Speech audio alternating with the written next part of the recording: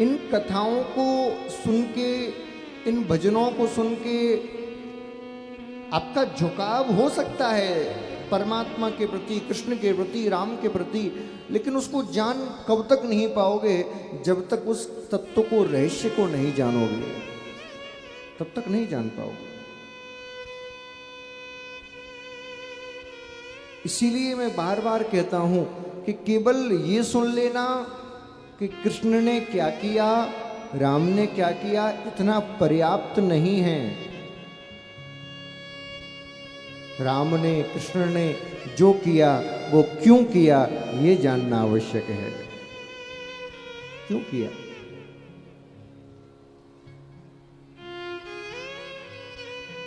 अच्छा, आप हृदय पे हाथ रख के बताना मुझे, सच सच बताना, झूठ मत बोलना। जितने टीवी पर सुन रहे हैं वो भी और आप भी, अपने जीवन में तुमने कितनी बार कथा सुनी है? कम से कम नहीं तो 100-200 बार तो सुनी ली होगी, क्योंकि रोज महाराज जैसी काम से फ्री होती हैं तो तुरंत चैनल शुरू और कथा सुन ही रहे हैं रोज किसी ना किसी की। कई लोग आते हैं, कहते हैं, बोले महाराज जी हमारे कथा सुनने से हमारे जीवन में बड़ा परिवर्तन आ गया। हमने कहा क्या आ गया? बोले हमने लहसुन प्याज खाना छोड़ दिया, हमने मदिरा पान करना छोड़ दिया, हमने नॉनवेज खाना छोड़ दिया। अच्छा, मैंने कहा बहुत अच्छी बात है भैया, लेकिन एक बात बताओ,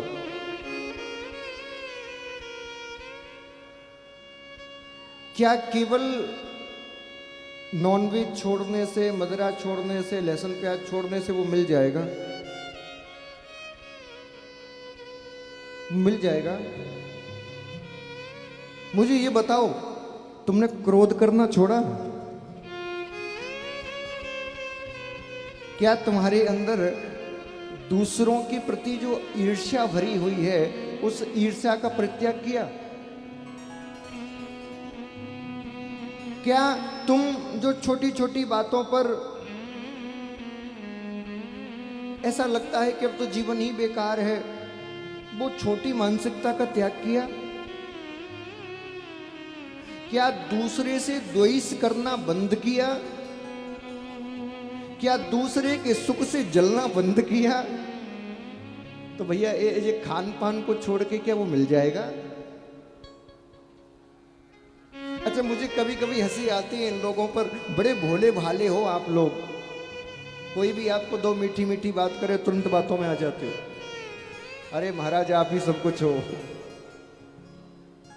लेकिन भैया मैं तो सीधी बात कहता हूं, यदि मीठी दवाई पीनी है तो इस पंडाल में मत आना, क्योंकि यहां तो शुद्ध नीम की गोली खिलाई जाती है।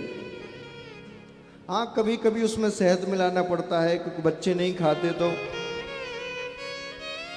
जैसे आपने देखा होगा, जब माँ अपने बेटे को दवाई देती है तो कैसे देती है?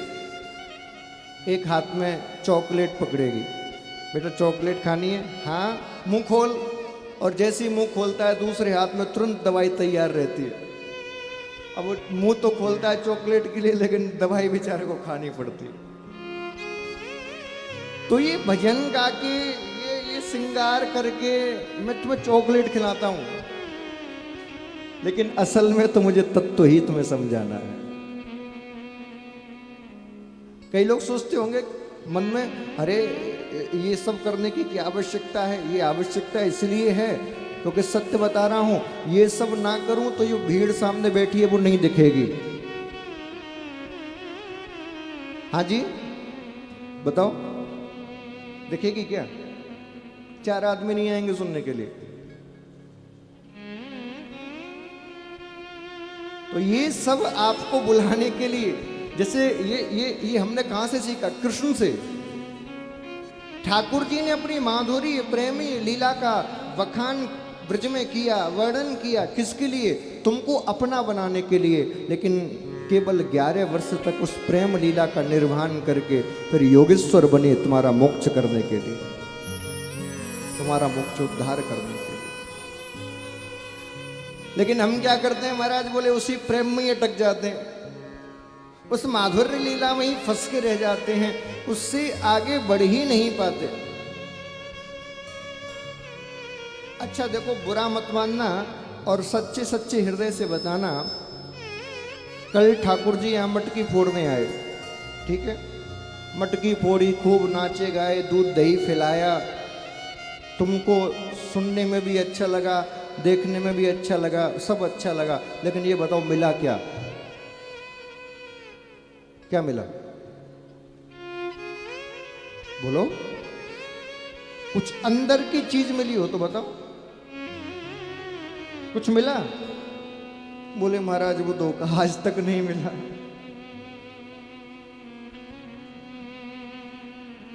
इन लीलाओं के द्वारा आप कृष्ण से जुड़िए, ये अच्छी बात है। ये झांकियां, ये लीलाएं, ये इसलिए दिखाई जाती हैं कि कैसे भी करके जो आपका मन संसार में अटका हुआ है वो संसार से छूट के परमात्मा में लग जाए। लेकिन लगने के बाद क्या करना है ये जानना आवश्यक है। और सामान्य तरीके से समझाता हूं। आप में से कोई स्कूल गया गया? अच्छा, सपन पढ़े, अंगूठा टेक, कोई बात नहीं।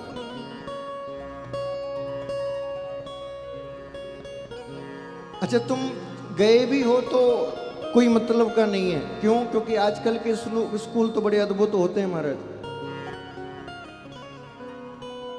पहले स्कूल जाते थे पिताजी महाराज, एक हाथ में डंडा, एक हाथ में बैग, बोले चल नहीं तो पड़ती है। अब तो बच्चों नखरे कर करके जाते हैं, ट्रॉफी ले ले, ये ले ले, वो ले ले, तो भी नहीं जा। और हाथ उठाना तो दूर की बात महाराज, कोई ऊंचे सुर में कहना ही सकता है।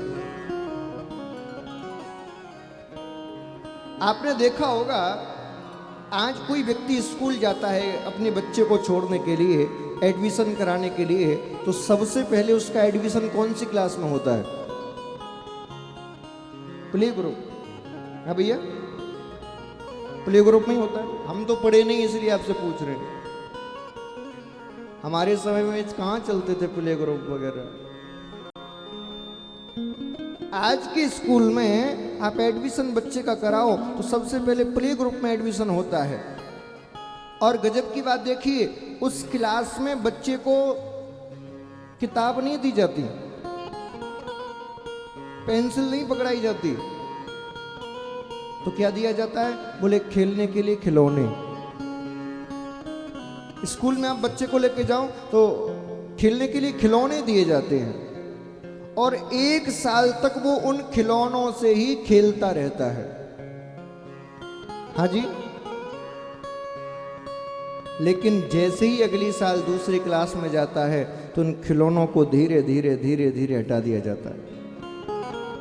फिर धीरे धीरे उसके हाथ में स्लेट पकड़ाई जाती है, उसको कुछ सिखाया जाता है।